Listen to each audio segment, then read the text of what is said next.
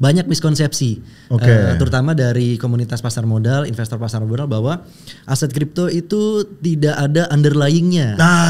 Aset kripto itu tidak ada tidak ada fundamentalnya. Tiup-tiup angin gitu. From dust kan? Dari debu gitu ya. Nah, ini gimana nih? Seorang Robert nih menjelaskan nih. Halo, balik lagi kita di Bellpods, podcast tentang edukasi di blockchain, kripto dan web3.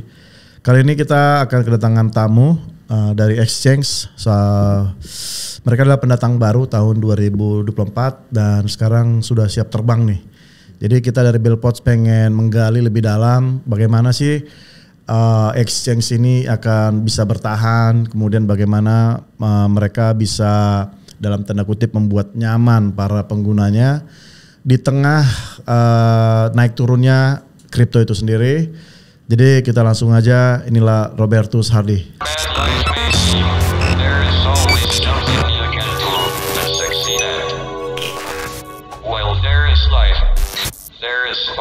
Halo. Gimana kabarnya, sehat? Baik, terima kasih. Kesini aman tadi ya? Aman. Semoga bermanfaat lah obrolan kita hari ini. Iya, siap. Ini semoga bermanfaat nih teman-teman ya. Iya. Oke, Bro Robert, ini kan dari Mobi ya? Yes. Mobi. Gue baru dengar sih Mobi ini mungkin tahun lalu sih ya Mobi. Iya.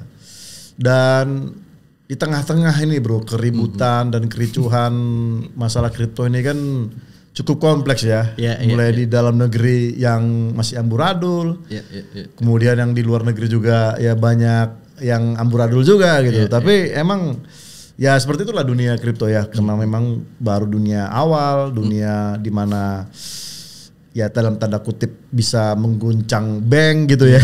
Mendisrupsi gitu ya. Jadi wajar kalau terjadi gonjang-ganjing. Tapi kita akan fokus lah ke dalam negeri dulu perbincangan kita.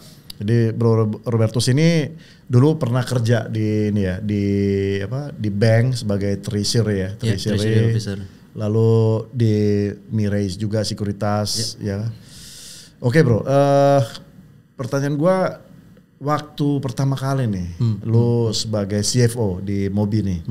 Ini ketertarikan lu sendiri apa, dan lu pernah nggak tahu kayak pedagang kripto sebelumnya seperti apa?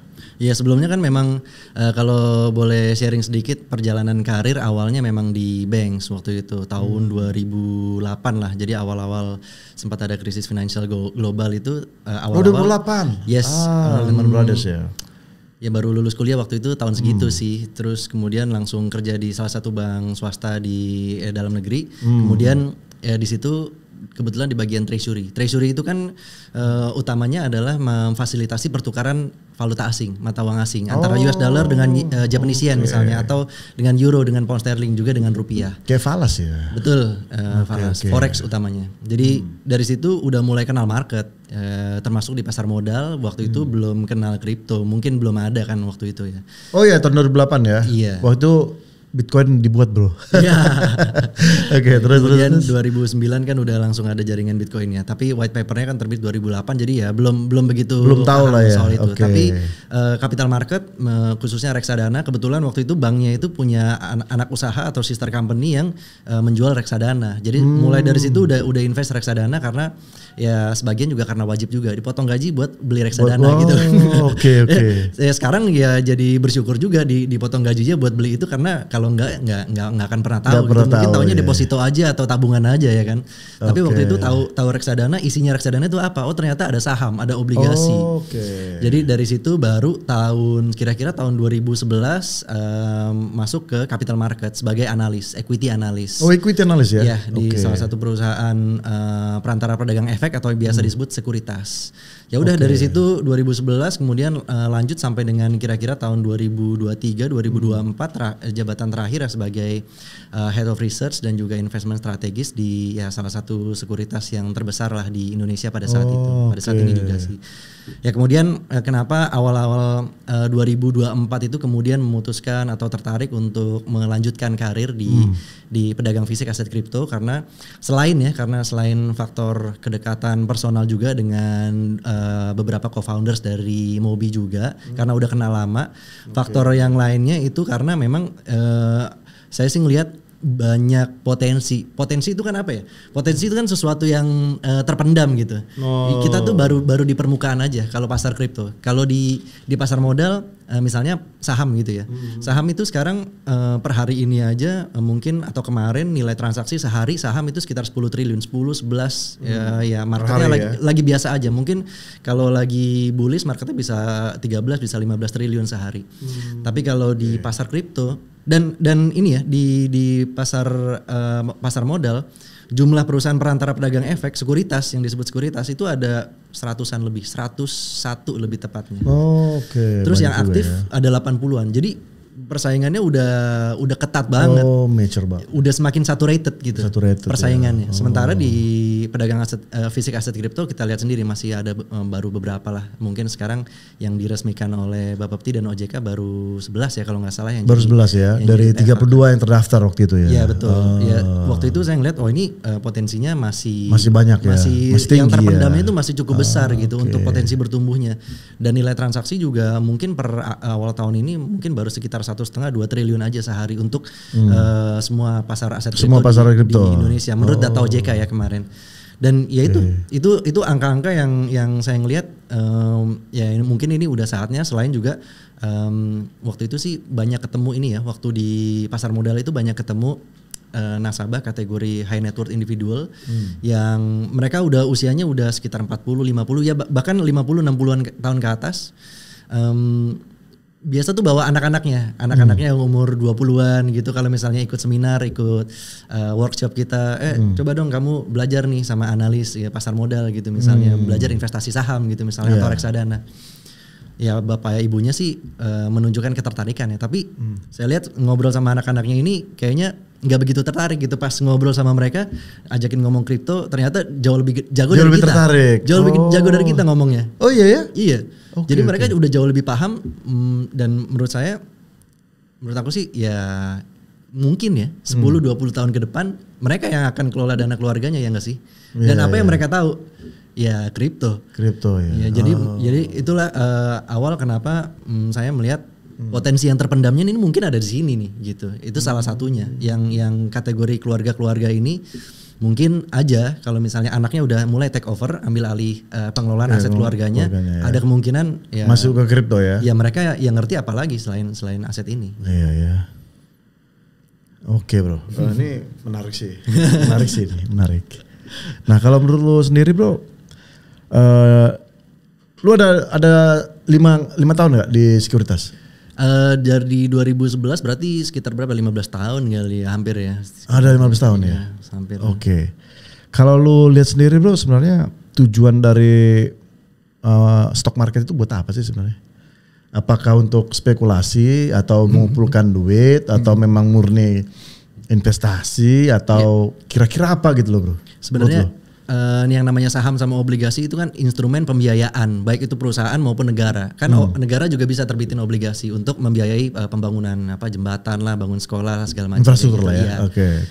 Perusahaan juga bisa menerbitkan obligasi dan saham untuk membiayai ekspansi perusahaan mereka gitu. Nah, ini yang saham dan obligasi dijual ke masyarakat membeli, kemudian seiring dengan waktu kan kinerja perusahaan itu menunjukkan perbaikan, labanya bertumbuh, bisa membagikan dividen, pasti nilai sahamnya juga semakin meningkat. Itu kalau skenario positifnya. Skenario negatif tentu sebaliknya ya. Kalau misalnya perusahaan yang nggak relatively not doing well, pasti mungkin harga sahamnya juga nggak begitu bagus pergerakan harga sahamnya ataupun obligasinya juga. Nah itu yang utamanya di situ sumber tempat mempertemukan. Bursa Efek Indonesia itu tempat mempertemukan antara investor dengan perusahaan yang ingin mencari pendanaan dari investor. Nah investor di situ memperoleh keuntungan dari 1 dividen, 2 potensi dari capital gain dari kemungkinan kenaikan harga saham dan obligasi tersebut gitu. Berarti sih. Kalau dalam kesimpulannya, kalau dalam pikiranku ya, berarti pasar saham itu sebenarnya diciptakan untuk dalam tanda kutip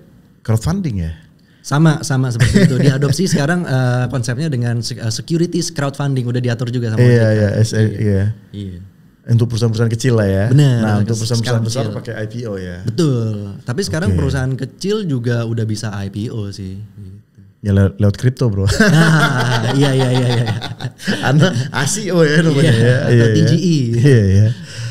Oke, berarti kalau bisa dibilang ya pada dasarnya perusahaan-perusahaan yang dalam tanda kutip IPO pada dasarnya ya mereka lagi membutuhkan modal kerja ya, kan gitu ya. Karena kan saya pernah baca juga tuh ada perusahaan yang luar biasa besar tapi nggak mau IPO bro.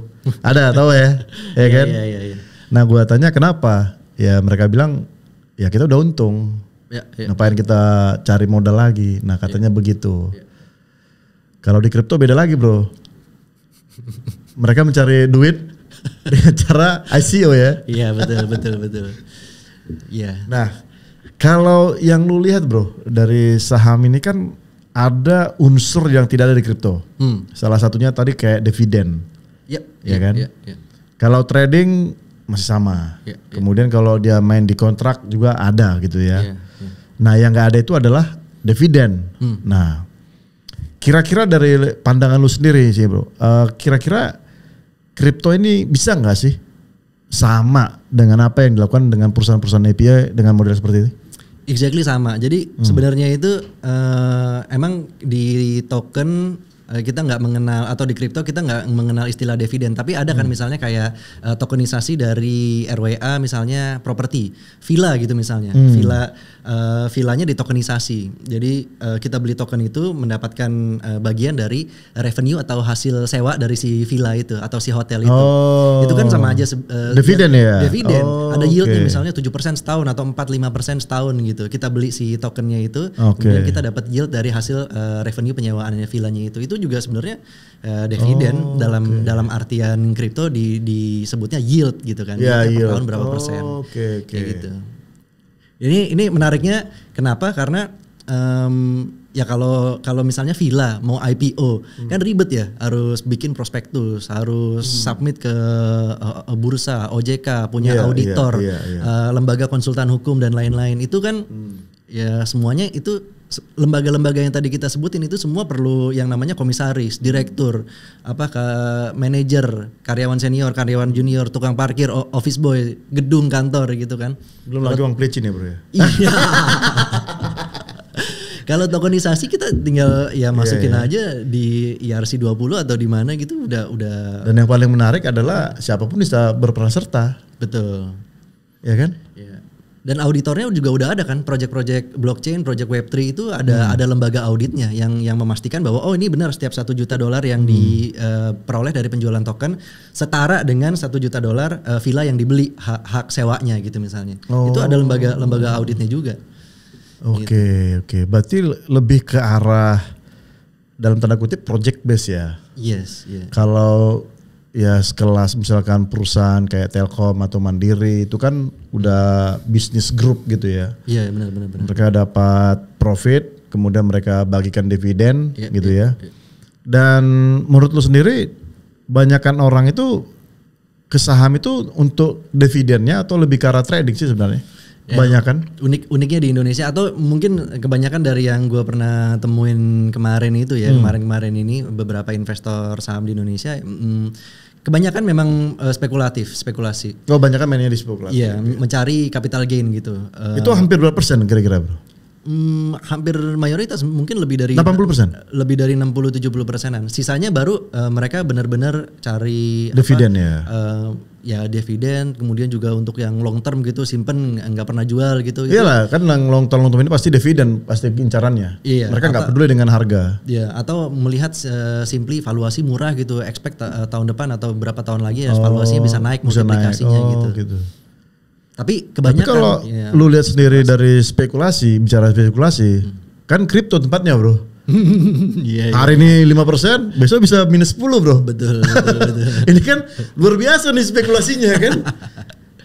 Jadi gue juga pemain saham dulu bro. Cuman ketiduran saya. Tiap hari tahu nggak naiknya berapa? 0,5%. Betul. Ini saham atau apa gitu? Emang sih kalau kita compare dengan deposito lah ya, mungkin 7% per tahun ya kan. Emang jauh gitu. Cuman kalau kita yang pengen cepat-cepat, kayaknya saham bukan pilihan utama. Iya nggak sih? Benar-benar. Kalau trader itu memang lebih cocoknya di forex atau ini kripto. Yang lebih spekulan benar ya. Volatility-nya lebih tinggi. Kalau saham mungkin ada beberapa aja lah yang volatility dalam seharinya bisa tinggi. Dan itu tanda kutip digoreng-goreng ya. ya tanda kutip seperti itu. Malah justru yang digoreng ini yang tempat ya orang cuci-cuci ya kan. Justru. Tempat rame kan. Oke. Kalau dari lu lihat sendiri bro, fundamental yang paling penting dari sebuah saham compare to fundamental sebuah kripto itu kira-kira seperti apa bro? Kira-kira menurut lu? Istilahnya sebenarnya ini kan lu udah masuk di dunia kripto ya. Terus lu compare nih kayak ya perusahaan IPO dia buat prospektus lah. Betul. Kemudian dia buat kayak semacam ya lu harus profit lah misalnya 100 miliar sebulan gitu ya. Baru lu bisa di IPO. Nah ini kalau lu lihat sendiri bagaimana sih bro supaya nih project crypto ini dalam tanda kutip dianggap sama dengan project IPO ini gimana? Ya ini menarik sih pertanyaan. Salah satu bagian dari upaya edukasi kita juga ke masyarakat yang lebih luas, karena sekarang ini kan ya mungkin aja ada viewers di sini yang baru mau explore investasi di aset kripto. Sebelumnya udah pernah di pasar modal misalnya, udah pernah di saham gitu misalnya. Banyak miskonsepsi, terutama dari komunitas pasar modal, investor pasar modal bahwa aset kripto itu tidak ada underlyingnya. Aset kripto itu tidak ada fundamentalnya. Tiup-tiup angin gitu. From dust kan, dari debu gitu kan. Ini gimana nih? Seorang Robert nih menjelaskan nih. Jadi ya mereka itu membandingkan dengan bagaimana sebuah perusahaan atau emiten itu bisa punya bisnis yang real, misalnya menghasilkan batu bara atau kelapa sawit atau mobil atau motor, kemudian punya laba penjualan dibagikan sebagai dividen gitu misalnya. Itu ya nggak salah. Kita nggak mau berdebat soal itu, tapi fundamentalnya token berbeda. Fundamentalnya token adalah bagaimana kita melihat teknologinya. Misalnya dulu Bitcoin masih menggunakan sistem mining, cuma sanggup memproses sekitar 6-7 transaksi per detik. Udah mulai muncul smart contract dibuat oleh jaringan Ethereum beberapa tahun setelahnya bisa menyelesaikan transaksi sekitar 15-17 transaksi per second. Ada perkembangan teknologi yang ada di situ sehingga adopsinya semakin meningkat, semakin congested, kemudian muncullah solusi layer 2. Layer 2 ini bisa memproses sekitar 60.000 transaksi per second. Berarti kan teknologinya semakin lama semakin meningkat. Meningkat. Solana 65.000 transaksi per second. Aptos Sui berapa ratus ribu transaksi per second. Nah ini teknologi yang membuat adopsi dari jaringan blockchain itu semakin meningkat. Akibatnya apa? Fungsi dari token itu kan tidak terelakkan ya dari sebuah jaringan blockchain. Semakin jaringan blockchain itu banyak digunakan dengan project-project yang semakin banyak ada di Solana, Aptos Sui dan lain-lain, pasti kan tokennya, demand terhadap tokennya semakin diperlukan. Kalau Bitcoin kita bicara lain lagi. Bitcoin mungkin sekarang udah jadi semacam aset store of value ya. Store of value bener. Di mana supply-nya terbatas dibandingkan dengan mata uang fiat yang supply-nya tidak terbatas dan sangat inflated atau terpengaruh oleh inflasi. Pasti inflasi. Bitcoin supply-nya terbatas ya nggak ada inflasi dong. Keunggulannya itu. Jadi fundamentalnya berbeda, dan bagaimana kita menjawab bahwa aset kripto itu tidak produktif? Ya siapa bilang kita misalnya menjadi validator atau menjadi stakers itu kan bisa mendapatkan yield staking misalnya. Orang yang mau bertransaksi kan membayar sejumlah biaya transaksi. Semacam kayak kalau di perbankan bayar biaya RTGS atau biaya transfer gitu kan. Biaya transfer. Kemudian si validator ini memvalidasi transaksi, kemudian diteruskanlah setelah tervalidasi kepada si penerimanya. Dia mendapatkan imbal hasil kan. Berarti asetnya produktif dong.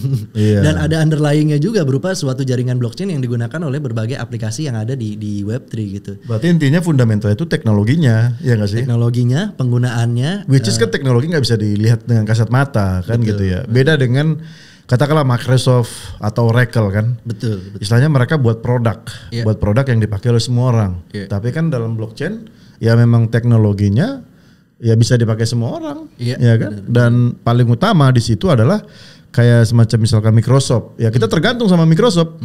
Microsoft sekali mengeluarkan misalkan update, nah kita harus bayar, ya kan? Kemudian sekali 4 tahun dia harus ganti bisa dibilang ganti sistem, ya kan? Dari dulu Windows 98, XP, ya kan? Windows Vista, baru Windows apa lagi tuh? Sampai sekarang Windows 10, kan ini ganti terus. Artinya duit terus kan gitu ya. Setiap ganti duit, setiap upgrade duit. Ya duit melulu gitu loh. Nah di kripto sendiri kan nggak kayak gitu kan. Artinya apa yang sudah dibangun sekarang ya udah selamanya seperti itu gitu loh. Jadi kalau banyak yang bilang nggak ada fundamentalnya, ya itu udah salah banget gitu loh. Karena ya kayak sekarang lah use case yang paling apa ya, paling mendominasi kripto apa? Transfer kan? Benar. Use case-nya kan? Finance ya. Finance kan? Benar. Gimana misalkan saat ini gue terima duit dari Amerika misalkan, dalam hitungan menit udah nyampe ke gue. Iya benar. Dan itu nilainya jutaan dolar hitungan menit. Dengan transaksi fee-nya hanya berapa? Hanya 10.000 bro. Iya. Tergantung menggunakan ini ya, kayak misalkan menggunakan Binance misalkan ya, Binance Chain, itu hanya 10.000. Itu kan udah salah satu disruptif keuangan lembaga bank yang sekarang gitu loh. Benar. Iya kan?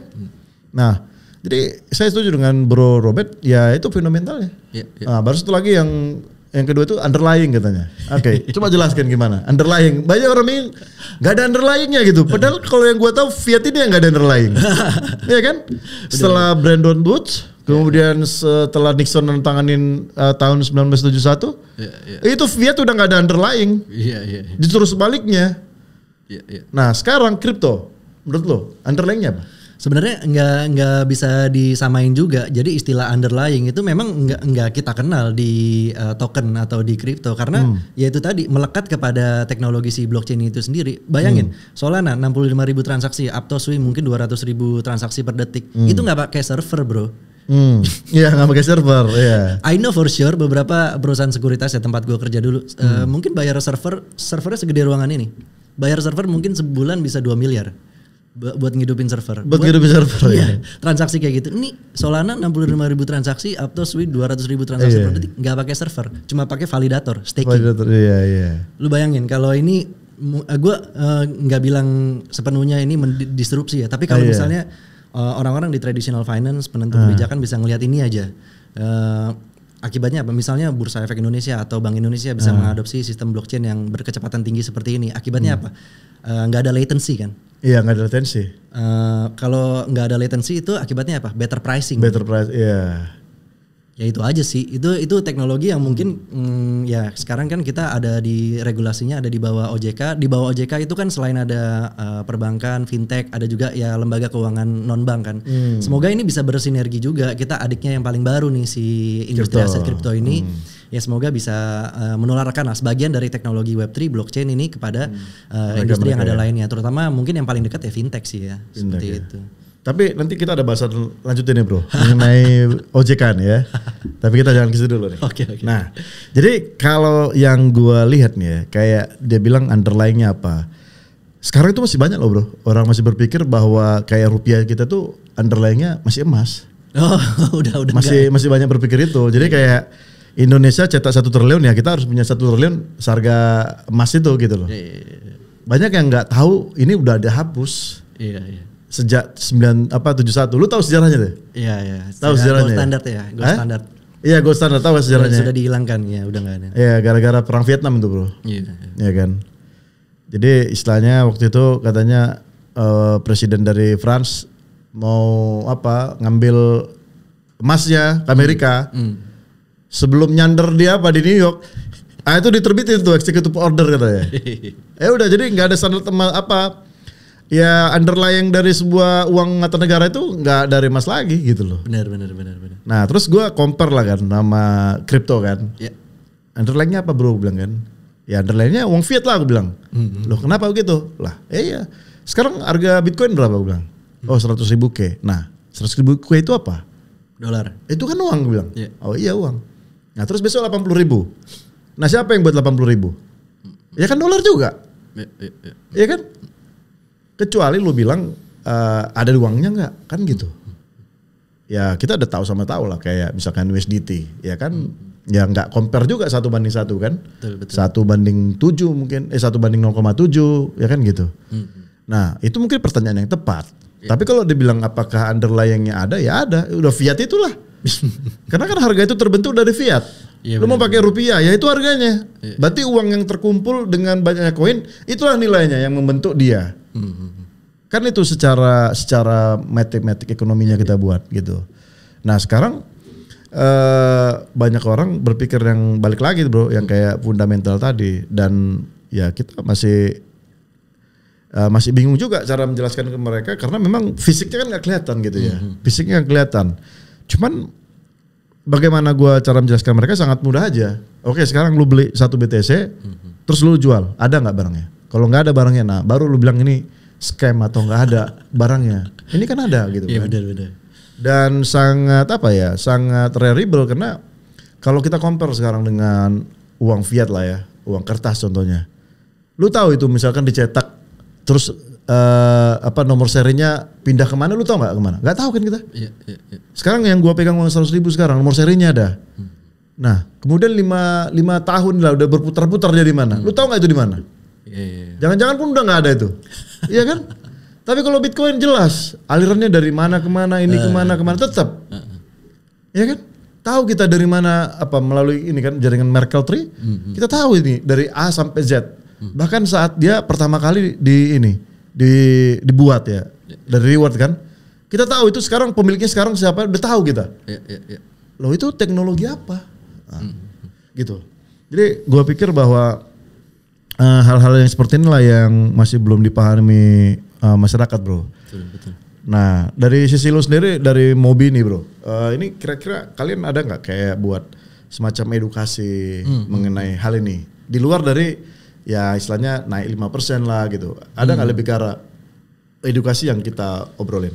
Ya of course. Kita di salah satunya kan punya project Mobi Academy, yang mungkin bukan sesuatu yang baru tapi kita coba lebih menyebarkan lah edukasi mengenai aset kripto ini. Karena itu tadi selain banyak miskonsepsi, kita juga pengen memperkenalkan bahwa token-token yang di listing di Mobi itu ya benar-benar punya underlying, punya teknologi, punya use case kegunaan ya, bukan hanya sekedar launching token hype aja.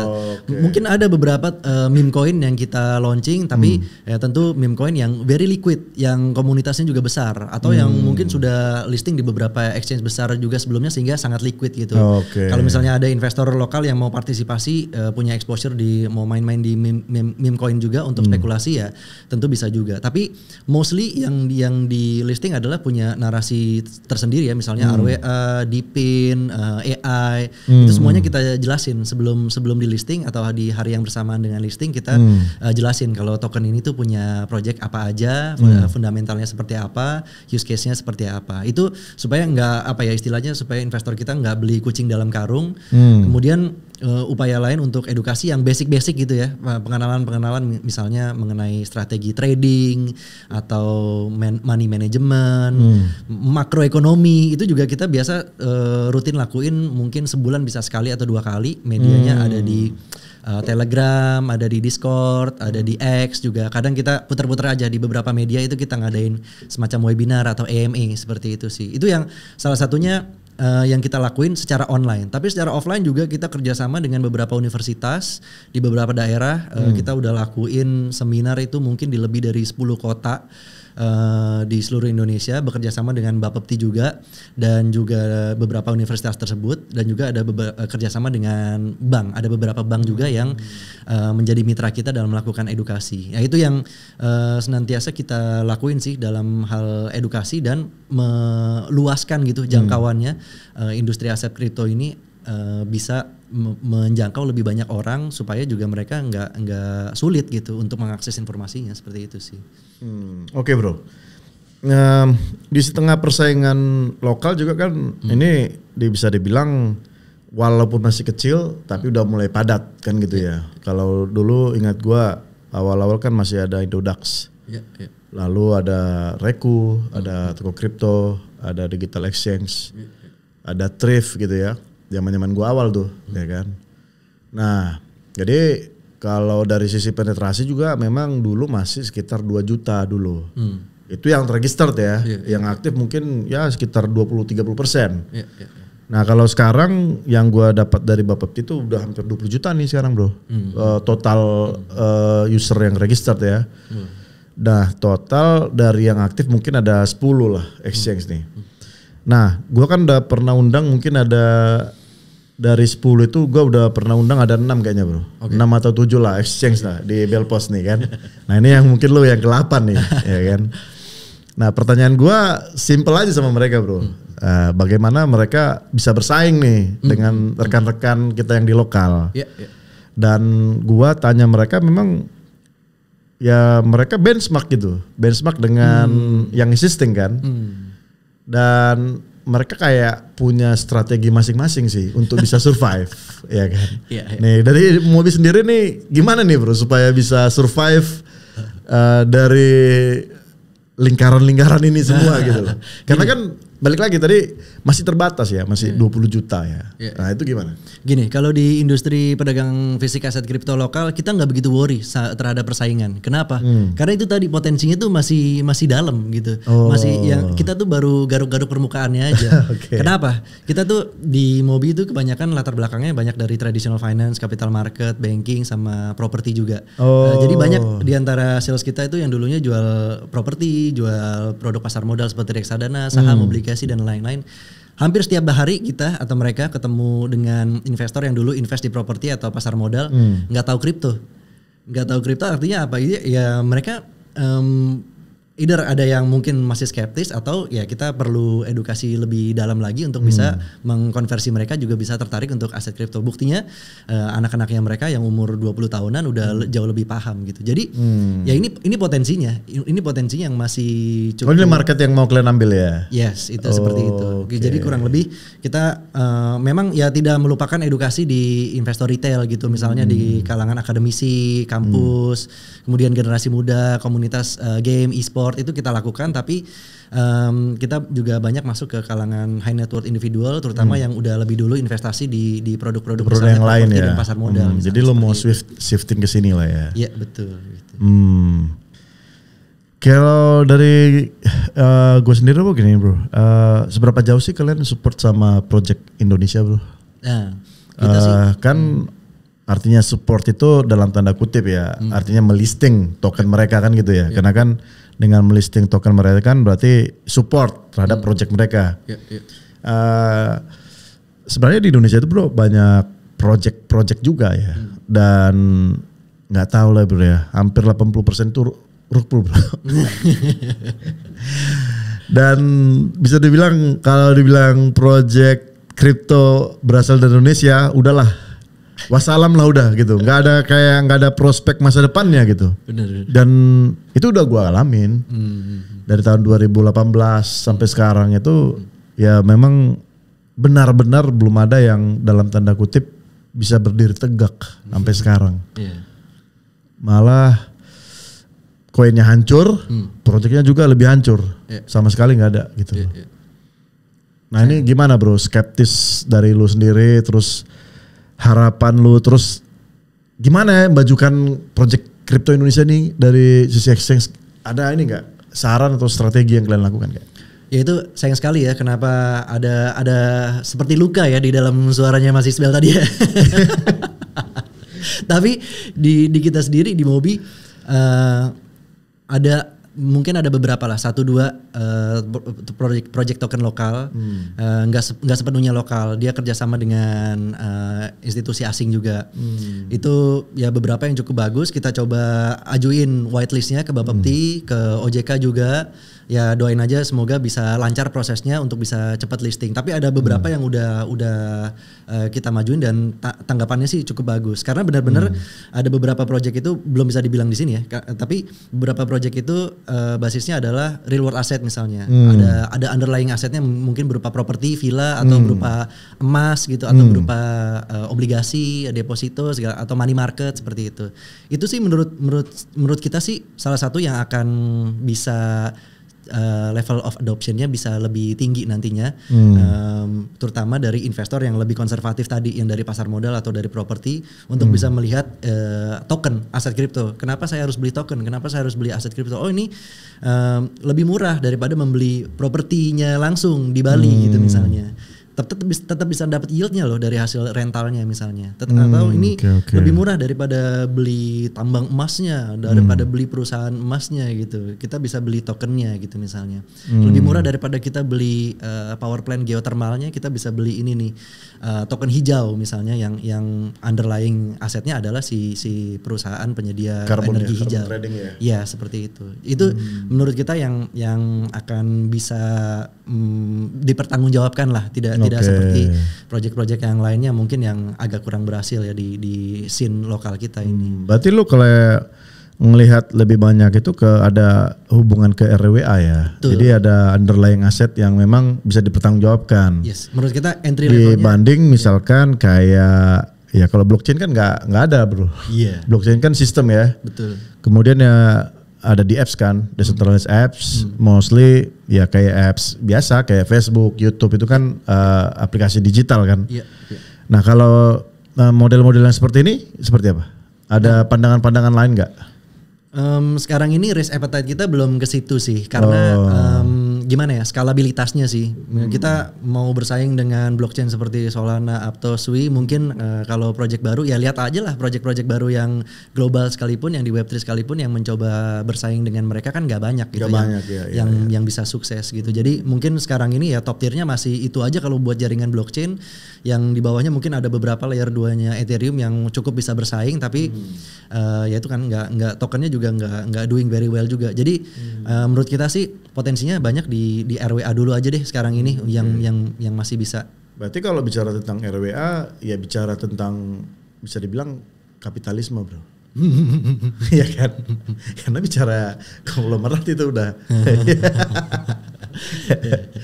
Oke, jadi gimana nih anak-anak muda nih yang berkreasi, yang pengen buat project berbasis kripto? Ini kan bisa dibilang tanda kutip tanpa modal kan. Yang penting mereka bisa membuat ide mereka ke dalam jaringan blockchain. Ya, betul. Kemudian ya membawa user mereka gini. Tapi kan ya dalam tanda kutip mereka nggak punya uang nih bro. Ya. Justru kan dulu kayak bisa dibilang alternatif untuk cari modal itu ya di kripto gitu. Betul. Jadi kayak ya kita udah tahu lah ya ada ICO, ada INO, ada IGO, macam-macam tuh. Jadi model untuk crowdfunding kan gitu. Betul. Dari sisi lu sendiri ini masih layak nggak sih bro setelah mungkin ini kan switch nih ya dari Bapepti ke OJK nih bro. Kira-kira masih layak atau kayaknya bakalan berat nih gitu? Menurut lu gimana? Selama proyeknya itu yakin bisa dipertanggungjawabkan dalam artian keberlanjutannya gitu ya. Kalau misalnya mau bangun jaringan blockchain gitu, apakah bisa bersaing dengan jaringan blockchain yang udah ada sebelumnya dalam apa? Dalam memenangkan jumlah developer yang ngebangun di blockchain itu, sehingga harga tokennya nanti akan terutilisasi dengan baik gitu, atau termaksimalkan dengan baik. Itu kan itu salah satu yang bisa menyebabkan suatu jaringan blockchain berkelanjutan. Atau misalnya game Web3 gitu. Berapa banyak adopsi game itu, karena ya kita tahu sejak eranya Axie Infinity mungkin nggak banyak project-project game Web3 yang tingkat mass adoptionnya bisa seperti dia kan. Iya, nggak ada. Itu yang menjadi salah satu tantangan kita. Nggak tahu ya, mungkin saya profil resikonya terlalu rendah dalam hal menilai project-project baru tersebut, tapi kenapa kita lebih memilih yang safe dengan RWA dulu aja untuk kita support. Tapi why not? Kenapa enggak kalau misalnya nanti ada project-project yang di sekitaran game Web3 atau di jaringan blockchain layer 2, mungkin nanti jumlah penggunanya nanti akan bisa meningkat dengan eksponensial, ya kenapa enggak kita bisa listingin juga gitu. Tapi untuk sekarang ini pintu masuknya untuk kita bisa memperkenalkan dengan investor yang lebih konvensional itu mungkin kalau kita pack dengan aset dunia nyata dulu sih kayaknya. Oh gitu ya, lebih strateginya ke arah sana ya. Iya. Lebih safe sih ya. Iya. Lebih safe ya. Ya kan kalau kita tahu kayak misalkan ya sekelas Binance lah ya, exchange terbesar di dunia kan. Ya itulah, kemarin aja baru kayak token Trump nggak nyampe seminggu kan, dia udah langsung listing ya kan. Tokennya Melanie, gue baru dengar Melanie loh. Udah langsung listing loh bro. Dan itu dipacu oleh sebelum-sebelumnya juga kayak semacam hamster waktu itu, dogs, kemudian apalagi WF itu kan semua itu ya meme token gitu. Ya, cuman memang karena valuasinya kan hampir billion dolar gitu. Billion dolar. Jadi ya udah langsung masukkan ke exchange saja gitu. Dan ya nggak tahu lah ya kan istilahnya ini gue compare nih sama exchange di dalam negeri kan. Misalkan ada nih model-model seperti itu di Indonesia, apakah kalian mau kerjasama atau gimana gitu loh bro?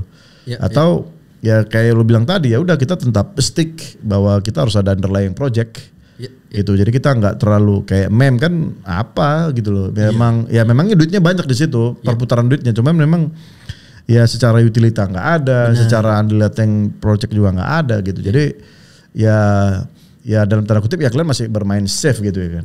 Nah, tapi kan kalau kita ngelihat exchange terbesar aja bisa mau main-main, kenapa exchange yang misalkan baru-baru kenapa nggak mau main kan gitu? Mungkin karena mereka gede jadi bisa main. Oh iya ya, karena kehilangan itu pun kayak biasa aja gitu ya. Gitu. Karena kan ya kalian bangun exchange kan bicara reputasi kan. Istilahnya masa iya listing sekarang $1 besok udah tinggal $0,001 gitu ya.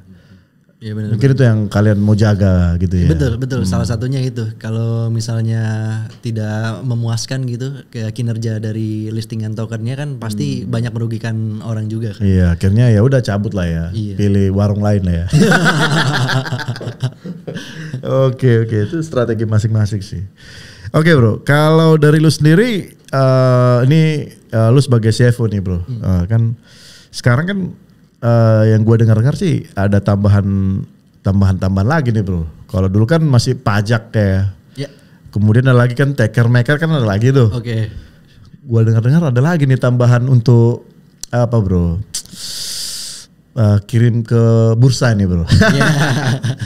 Jadi sekarang udah ada 4 nih bro. Ada taker, ada maker, ada pajak, ya kan? Itu pajak apa? Pajak withdraw ya? Pajak itu kan ada PPN sama PPH kan. PPN PPH itu pajak jual ya atau pajak beli? Kalau beli kena PPN, jual kena PPH. Oh jual, dua-dua itu. Baru terakhir ada transaksi fee ya ke bursa ya. Transaksi fee ya ke si PFK-nya. Kemudian ada biaya clearing sama custody-nya bursa. Itu kalau dia transaksinya puluhan miliar sih kerasa ya. Kerasa sih. Kerasa ya. Iya. Makanya ada OTC bro. Ini mobil siap video OTC gak nih? Ya kita sih mulai melihat lah opportunity yang ada sih. Tapi kurang lebih kita kan baru ngebangun aplikasi digitalnya Mobi itu kan baru launching sekitar bulan Januari 2024. Jadi masih baru banget. Desember 2023 udah launching sih tapi baru soft launching aja. Tapi grand launchnya baru Januari 2024. Baru setahun bro. Baru setahun ya. Ya kita mau membesarkan itu dulu sih. Kalau sekarang masih spot ya, spot only ya? Spot only. Atau udah ada kayak staking, futures, atau wallet? Staking sedang dalam tahap pengajuan sih. Ya wallet tentu ada. Enggak, wallet yang Web3, yang custodian? Web3 wallet juga sedang dalam pengembangan. Dalam pengembangan juga, oh gitu. Sekarang mungkin ada tapi belum begitu istimewa lah kita dalam pengembangan. Gitu. Karena aku lihat sekarang ya pergeseran beberapa fitur exchange di lokal itu kayak itu.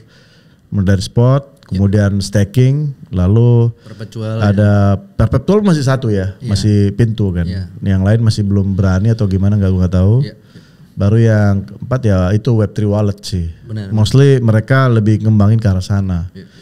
Dan itu memang sudah diregulasi semua itu ya.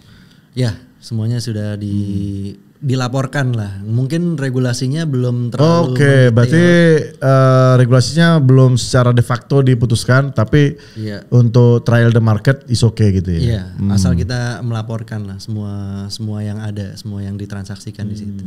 Oke. Berarti bro, kalau dari lu sendiri, Mobi ini kira-kira mau dibawa kemana nih arah pergerakannya? Apakah lu lebih ke arah sektor ya retail gitu ya, atau lebih ke arah ya mungkin yang udah berduit lah atau old investor gitu. Ini udah ada ini nggak kayak semacam segmen yang kalian gali nggak ya? Iya. Itu bicara strategi perusahaan ya, mungkin dikit aja boleh di-spill ya, tapi intinya sih visi kita atau aspirasi kita itu pengen menjadi pedagang pedagang fisik aset kripto yang aman dan dapat diandalkan lah, terpercaya gitu. Amannya kenapa? Ya karena kita sudah bahkan mungkin dulu sebelum diresmikan atau sebelum diwajibkan bergabung dengan ICC, KKI, lembaga clearing dan custody, ya kita udah menggunakan sistem custody sendiri.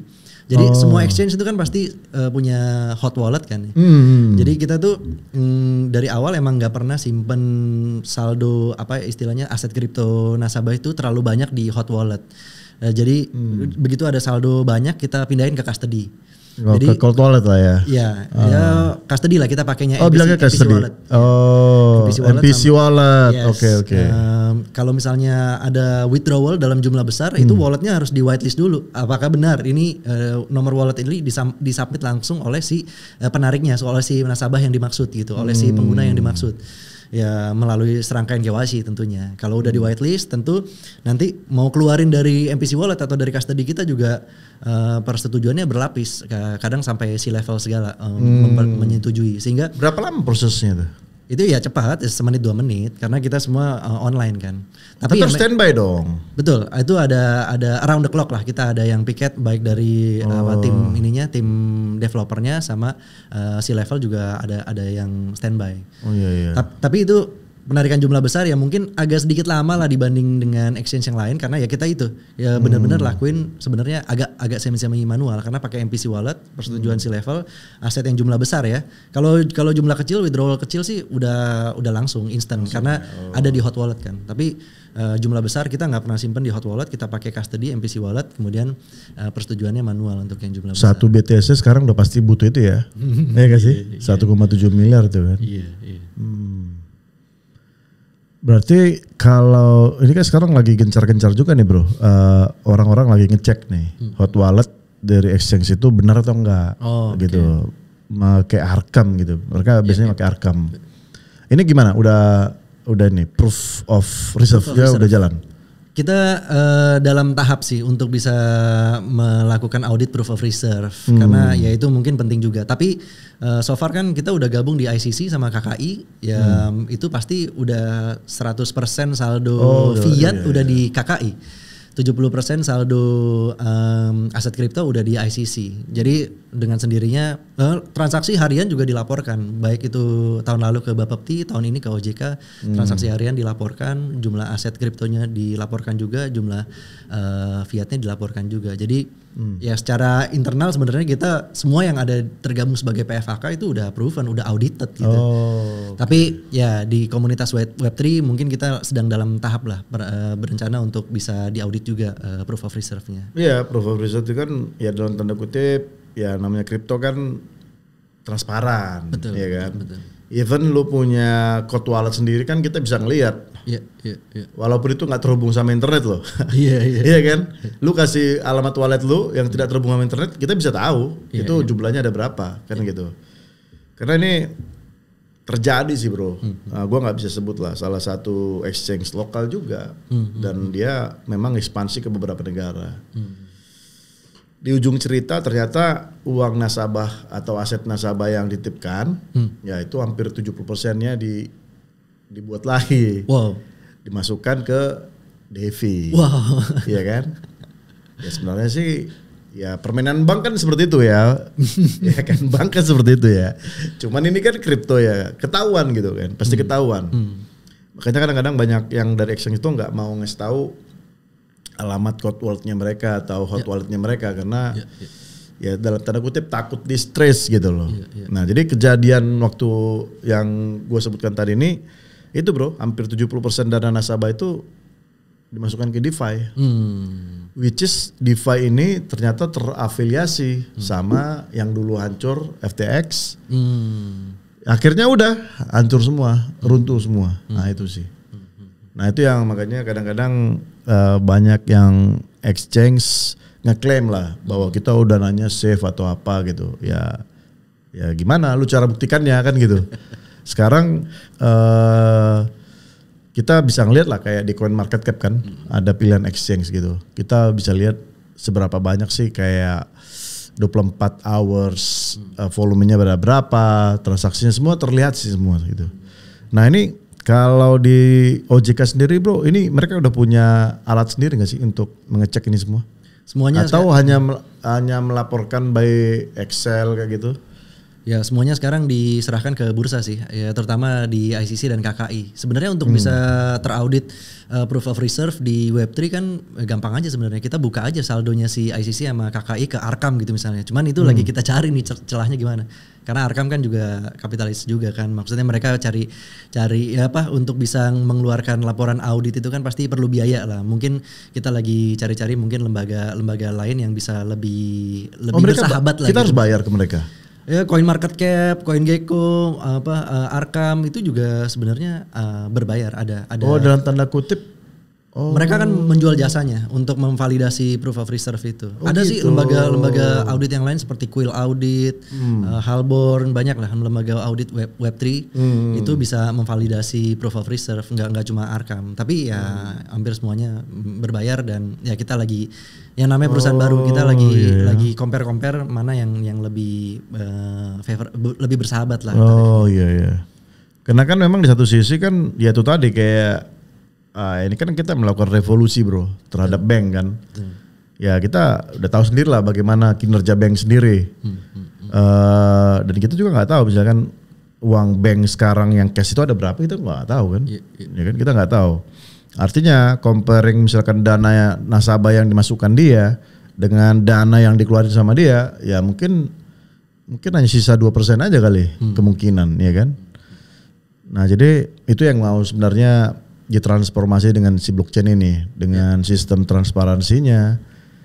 Jadi kita bisa ngelihat sebagai nasabah kita lihat bahwa oke, uang itu tidak bergerak ke yang lain-lain kan gitu. Nah kalau dari sisi lu sendiri bro, lebih positif gak sih ini dipindah ke OJK? Ya tentu aja, karena kan tadi di bawah OJK sebelumnya itu sebelum masuk industri aset kripto kan udah ada industri finansial yang lainnya. Iya. Ada fintech lah, multi finance lah, mungkin perbankan juga di bawah Bank Indonesia lapornya ke situ juga. Jadi harapannya sih bisa ada sinergi gitu di antara institusi yang ada di situ, industri keuangan non bank, peer to peer lending, securities, crowdfunding gitu. Nanti kalau misalnya bisa gitu diizinkan untuk kita bisa berkolaborasi, tentu ini ya potensi ini akan bisa lebih tergali lah. Lebih tergali lagi ya. Iya. Oh, even sekarang itu apa ya? Dalam tanda kutip itu banyak halangan gitu loh bro untuk kreativitas kita. Contoh kayak kemarin teman gue dia bangun fintech, which is kripto bisa bayar listrik. Nah itu kasus gitu loh. Kadang gue pikir kok kasus sih? Kan kripto itu kan memang dia dasarnya dia udah beli misalkan USDT atau IDR gitu. Kemudian dia beli listrik kan ini kan semua back endnya kan IDR semua gitu. Kok dilarang gitu loh? Even kita bayarnya kris gitu, tapi uangnya kripto juga nggak bisa gitu loh. Kadang-kadang gue mikir Indonesia ini aneh gitu loh bro. Tapi nggak tahu nanti 2 tahun lagi bisa gitu. Kan kadang-kadang aneh, artinya kok 2 tahun lagi bisa, kok sekarang lu larang gitu loh. Sekarang kan konsepnya udah jelas. Semua pembayaran itu memang kita pakai rupiah. Cuman rupiahnya udah dikonversi dengan aset kripto. Kan itu aja sebenarnya. Kenapa harus IDR itu kan nggak ini ya, kalau gue bilang kuno gitu loh bro. Iya kan. Sekarang inilah contohnya kita minum aqua. Ini harganya berapa? 500. Kan 500 rupiah itu konversi dengan segelas aqua. Sekarang lu punya katakanlah topi lah, ya kan, harga 500.000. Gue kasih lu uang 500.000. Berarti kan kita udah medium exchange kan. Gue kasih lu uang, lu kasih kopi. Sekarang gue balik, gue punya topi juga harga 500.000. Kita balik juga, bro ini gua. Kan sama aja. Topi ini gue beli dengan harga 500.000 kan, sama aja gitu loh. Maksudnya, come on lah gitu, buka mata. Luar negeri kan udah bisa gitu loh bro. Ya kan? Sekarang kita ya ini di blok gitu. Lama-lama jadi goblok lah. Jadi harapan dari kita nih, beberapa teman-teman kita ini bro, mudah-mudahan lah ya dari perpindahan dari OJK ini kan lebih ke arah otorisasi jasa keuangan ya. Iya. Artinya banyak inklusi keuangan digital baru, ya kan. Dan ya kita berharap lah ya nanti mereka bisa kerja cepat karena ya kita butuh instrumen itu. Jangan sampai nanti kita dianggap kayak melanggar aturan-aturan main dari sisi keuangan. Contoh yang gue bilang tadi kayak crowdfunding misalkan. Memang sudah diatur oleh OJK yang security crowdfunding. Tapi bicara tentang ICO, bicara tentang INO, IGO gitu ya. Ini suatu hal yang berbeda. Kenapa? Karena usernya itu bukan hanya Indonesia. Ya kan? Kalau SKS itu kan harus Indonesia bro. Karena lu harus top up. Itu kan harus pakai rupiah semua. Harus pakai bank-bank Indonesia. Nah kalau kita udah berbasis kripto, ya kan? Dari negara Zambia pun bisa beli token kita. Ya kan? Benar. Ya kan? Dari apa lagi? Negara yang nggak jelas, misalkan negara apa nih? Negara Andorra lah, ya kan? Negara Bahamas misalkan, beli token kita. Kan itu yang istilahnya, yang kalau bisa dibilang buka mata lah gitu loh. Ini kan semua rupiah juga gitu loh. Kenapa ya? Balik lagi, semua orang bisa jual beli token ini kan melalui exchange. Nah exchange kan kita udah terapin pajak. Harusnya berpikir ke arah sana, bukan malah kayak memblok gitu loh. Ini kira-kira dari lu sendiri ada harapan gak sih bro begitu perpindahan ini nanti? Ya sebenarnya nggak cuma di industri blockchain atau Web3 aja ya, di mana inovasi itu selalu berbenturan dengan regulasi. Di industri apapun dulu juga ride hailing kan dilarang ya, sampai ada demo supir taksi biru gitu. Iya kan? betul. Jalan juga kan? Karena apa? Karena masyarakat istilahnya lebih banyak parahnya gitu kalau dia itu berhentikan. Iya. Ya kan? Akhirnya disetujui setelah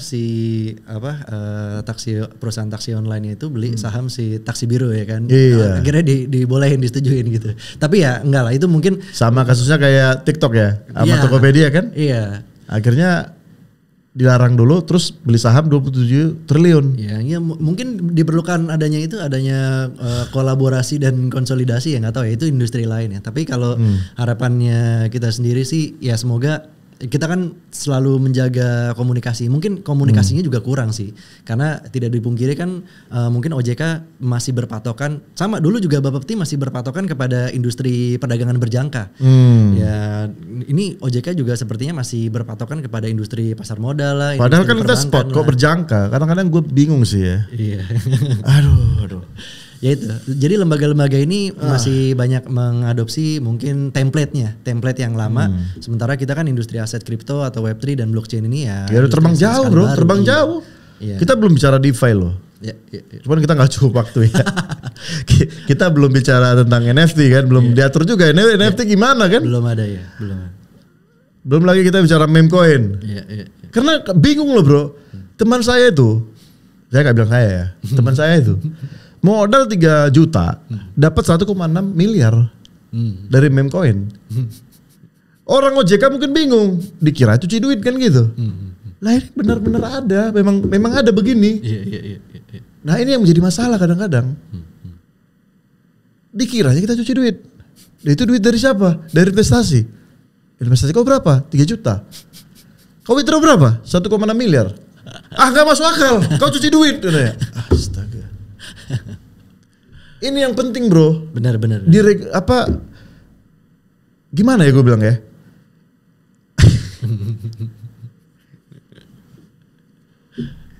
Kemarin teman saya dapat airdrop. Nilainya hampir $100.000. Dia withdraw. Dianggap cuci duit bro. Ini perlu kalian mikirkan matang-matang lah. Iya. Karena ini kan memang terjadi seperti itu bro. Iya. Kita selalu kok baca berita banyak orang-orang yang dari duitnya hanya berapa? Hanya $3.000 bisa jadi $10 juta. Itu terjadi, memang ada. Tapi begitu kita withdraw, masalah. Uang kau masuk berapa? Uang kau keluar berapa? Kok bisa begini katanya? Nah itu bro. Ya kan? jadi masalah kan? Benar. Nah itu. Karena akan bermasalah ke masalah pajak juga. Ya. Kita lapor pajak misalkan, laporan harian. Kita nggak laporin. Ya iyalah, kita nggak tahu nilainya sekarang berapa. Kita sekarang katanya beli 2 BTC. Mungkin tahun 2008. Ya kan? Ya. Harganya berapa? Paling $200. Tiba-tiba sekarang harganya udah $200.000. Kan dia nanya, bro, ini uang dari mana? Ya dari investasi Bitcoin. Gak mungkin katanya. Jadi ini mungkin pesan dari gue ya bro ya. Pesan dari gue karena jadi agak ribet hidupnya bro. Urusannya ke Barreskrim pak. Ke Barreskrim, ke PPATK, macam jadi urusannya. Nah itu. Jadi itu mungkin perlu diedukasi lah bapak-bapak kita yang terhormat di sana gitu ya. Ini suara-suara dari kita rakyat jelata. Ya semoga makin lebih baik sih bro. Betul. Dari Bapepti ke OJK. Dan yang terakhir bro, ini ada nggak dari Mobi bagaimana nih cara untuk memberikan ya edukasi yang lebih lanjut lah ke masyarakat umum lah. Gimana?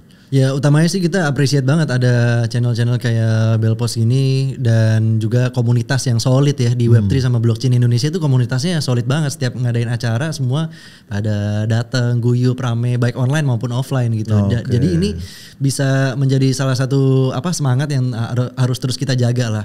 Regardless sekarang ada kendala misalnya benturan dengan regulasi, yakinlah bahwa ya kita udah lihat kok di industri yang lain regulasi itu akan melunak juga nantinya karena inovasi tidak bisa dibendung, tidak bisa dilawan. Ini teknologi blockchain, Web3, kripto, aset kripto adalah ya salah satu aset masa depan yang mau nggak mau harus semua orang ngerti, semua orang bisa adopsi karena ya inilah yang bisa naikin mungkin competitive advantage kita dibandingkan dengan negara lain yang udah lebih dulu melonggarkan gitu. Kalau di negara lain kan yang namanya inovasi baru cenderung dilonggarkan, kemudian ya tetap diawasi, diberikan ruang bertumbuh gitu kan. Tapi mungkin agak sulit untuk diterapkan di sini dengan kendala yang ada. Tapi ya kita sih dari pelaku industri masih terus berusaha menjaga komunikasi dengan regulator dan itu perlu dukungan dari komunitas juga, dari teman-teman juga, dari investor juga, dari pelaku developer pengembang industri Web3 dan blockchain juga. Jadi kita perlu supportnya ya kapan aja mau reach out kita juga bisa melalui channel Telegram, Discord ataupun di sosial media ataupun bisa gabung langsung di tiap acara-acara yang kita adain ya. Mobi ya. Oke. Berarti tahun ini Mobi bakalan ada banyak acara. Ya kita paling deket sih mungkin Februari mau gabung sama Bulan Literasi Kripto kan BLK. BLK ini kan pertama kalinya nih setelah regulator berpindah ke OJK kan. Jadi ya kita berharap banyak akan ada diskusi yang lebih intens, lebih sehat. Tapi sekarang udah resmi ya? Udah resmi pindah ke OJK ya? Iya. Oh oke. Karena saya undang orang OJK masih belum mau bro. Oh gitu? Belum mau. Mereka bilang masih abu-abu. Gitu. Tapi ya mudah-mudahan dengan informasi lo ya udah berarti mereka siap untuk kita interogasi. Oke bro, thank you bro. Thank you buat diskusinya. Oke teman-teman, ini kita dapat insight baru ya dari Mobi. Bagaimana mereka penerapan exchange-nya untuk menjangkau dan untuk melisting juga project Indonesia, mendukung project Indonesia yang lebih ke arah lebih pastilah dengan underlying yang jelas dari properti atau aset money-nya dan lain sebagainya. Jangan lupa kalau ada acara Mobi, mungkin teman-teman ada waktu bisa ngikut biar tahu sedikit dan bisa menjadi developer Web3 selanjutnya untuk mendukung Indonesia sendiri sih, untuk mendukung Indonesia bagaimana adopsi kita itu bisa menjadi lebih luas. Karena kalau di-compare dengan beberapa negara-negara kayak di Asia sendiri, ya bisa dibilang kita sebenarnya terbesar, tapi kalau dalam hal developer kita masih jauh dari harapan. Semoga dengan pembicaraan ini teman-teman dapat ilmu dan ya jangan lupa register di Mobi dong ya. Oke, sekian dari saya, dari Bel. Ketemu lagi kita di episode selanjutnya dengan topik-topik yang menarik. Oke, bye. Dadah.